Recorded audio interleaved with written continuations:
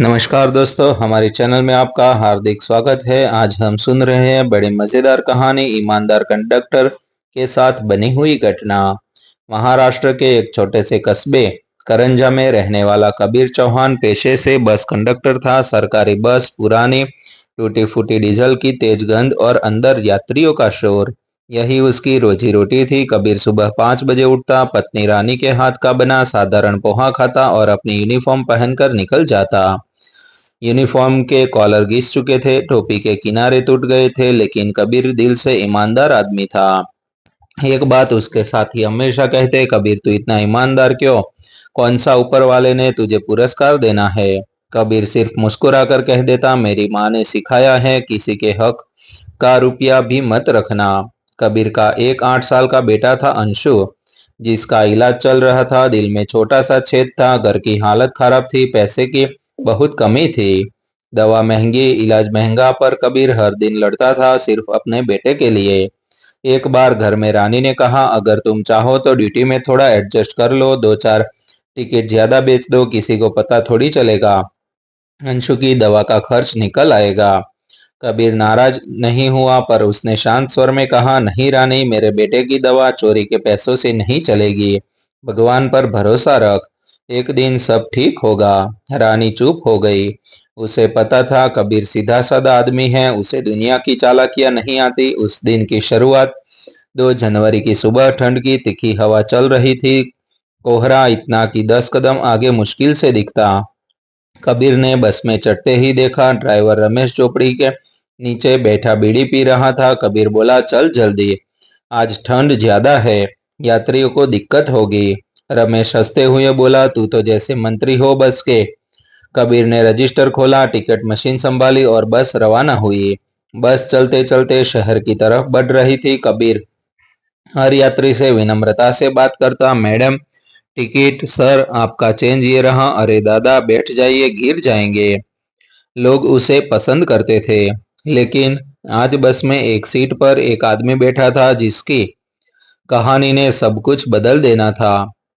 दूसरी सीट पर एक युवा साफ सुथरे कपड़ों में चश्मा लगाए व्यक्ति बैठा था।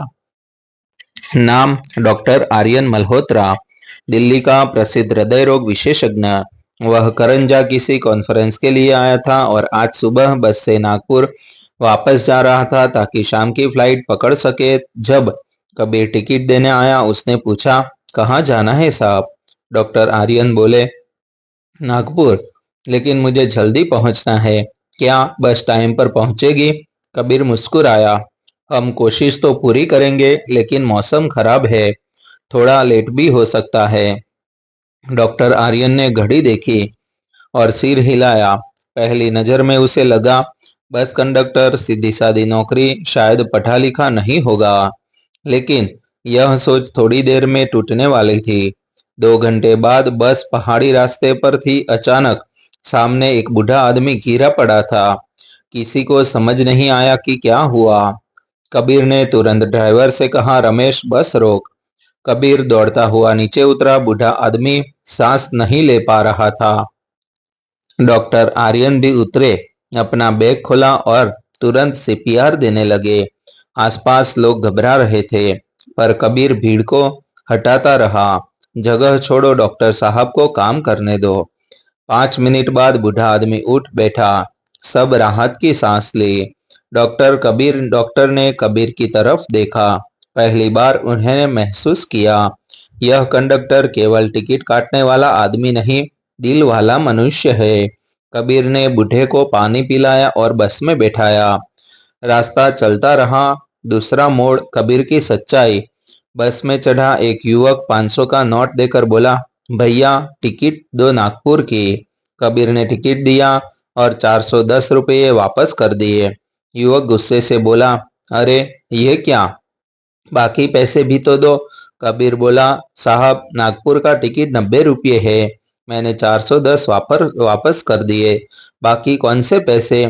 युवक बदतमीजी पर उतर आया, मैंने 1000 दिया था। ड्राइवर रमेश भी बोला, कबीर दे दे यार, कौन पड़े झंझट में, आजकल सब यही करते हैं। डॉक्टर आर्यन चुपचाप सब देख रहे थे। कबीर ने दृढ़ स्वर में कहा, मैंने 500 लिया था, चेंज भी 500 का दिया है। मैं किसी को 1 रुपया भी गलत नहीं देता, चाहे पूरी बस मेरे खिलाफ क्यों न हो जाए। युवक चिल्लाने लगा, मैं पुलिस बुलाऊंगा। कबीर बोला, पुलिस को बुलाओ, मेरे पास ईमान की पर्ची है।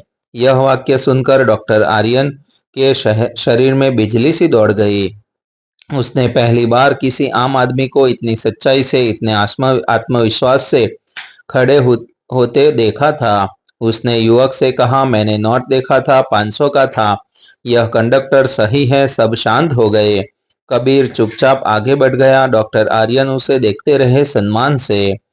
कबीर शाम के 4 बजे थे। बस नागपुर के करीब पहुंच रही थी, तभी अचानक सामने रोड पर एक ट्रक नियंत्रण खोकर आ गया। ड्राइवर रमेश ने ब्रेक मारी, पर बस फिसलती हुई खाई की तरफ झुकने लगी। यात्री चीखने लगे, हे भगवान बचाओ। बस एक बड़े पत्थर से टकराकर रुक गई। घायल कम थे, लेकिन कुछ लोग बुरी तरह फंस गए थे। कबीर सबसे पहले उठा।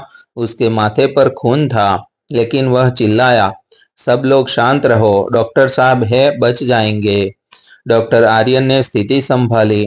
एक महिला का हाथ बीच में फंसा था, बच्चा रो रहा था, बूढ़ा बेहोश था। कबीर घायल होने के बावजूद एक एक करके सबको बाहर निकलने लगा। सबसे बड़ा झटका तब लगा जब उसे एक बच्चा खून से लथपथ मिला। वह चिल्लाया, डॉक्टर साहब जल्दी आइए। डॉक्टर आर्यन ने बच्चे को देखा और बोले, इसे तुरंत अस्पताल ले जाना होगा। बस पर भरोसा नहीं, एम्बुलेंस बुलाओ। पर नेटवर्क नहीं था। कबीर ने गहरी सांस ली। उसने बच्चे को अपनी पीठ पर लादा और बोला, डॉक्टर साहब आप भी साथ चलिए, मेरे पैर मजबूत है, हम पैदल उतर सकते हैं। डॉक्टर हक्का बक्का रह गए। कभी किसी कंडक्टर ने ऐसा जज्बा नहीं दिखाया था। दोनों मिलकर 2 किलोमीटर दूर सड़क तक पहुंच गए। फिर एक ट्रक वाला रुका और बच्चे को अस्पताल पहुंचाया गया।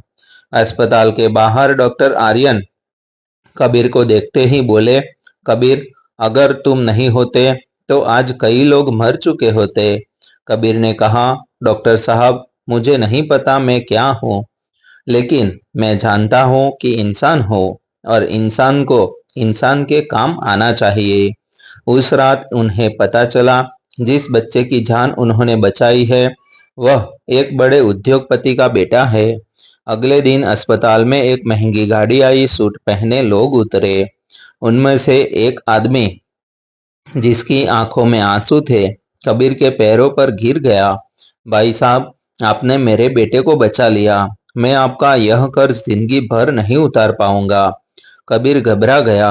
अरे ये क्या कर रहे हैं, मैं तो बस कंडक्टर हूँ। लेकिन वह आदमी बोला, अब आप सिर्फ कंडक्टर नहीं, मेरे परिवार के रक्षक हैं। इतने में पीछे से डॉक्टर आर्यन आए। उन्होंने कहा, सर इस आदमी का बेटा भी दिल की बीमारी से पीड़ित है और वह पैसे न होने के कारण इलाज नहीं करा पा रहा है। उद्योगपति चौंक गया।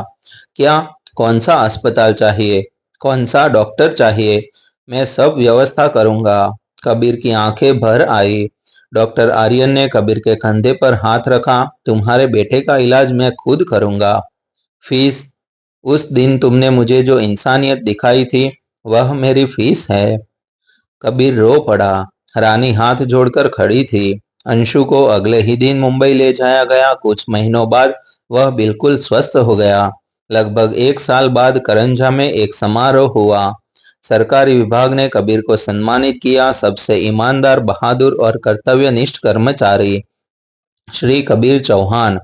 डॉक्टर आर्यन मंच से बोले, मैंने दुनिया में बहुत डॉक्टर, अधिकारी, नेता देखे हैं, पर कबीर जैसा इंसान बहुत मुश्किल से मिलता है। इस आदमी ने मुझे इंसानियत का असली अर्थ समझाया है। कबीर ने सम्मान लेते हुए कहा, मैंने जीवन में कभी धन का लालच नहीं किया। मेरा बेटा भी चोरी के पैसे से इलाज नहीं चाहता था। ईश्वर ने मुझे परखा और अंत में मुझे लौटा दिया। मेरे बच्चे की जिंदगी भीड़ तालियों से गूंज उठी। उसी दिन उद्योगपति ने घोषणा की, कबीर आज से तुम मेरे ट्रांसपोर्ट डिपार्टमेंट के सुपरवाइजर हो। तुम्हारी तनख्वाह बस कंडक्टर से 10 गुना होगी। तुम्हें घर भी मिलेगा और सुविधाएं भी। कबीर रो पड़ा। यह वह इंसान था जिसने कभी रिश्वत नहीं ली, कभी गलत पैसा नहीं लिया और आज किस्मत उसे ऐसी जगह ले आई थी जहां उसका नाम लोगों के दिलों में लिखा जा चुका था। जो इंसान ईमानदारी से चलता है, ईश्वर उसके रास्तों पर फूल बिछा देता है। कभी देर होती है पर अंधेरा नहीं। कंडक्टर कबीर ने सिर्फ टिकटें काटी नहीं, वह रोज इंसानियत को जोड़ता रहा और एक दिन जिंदगी ने लौटकर उसे वही दिया जो वह लायक था।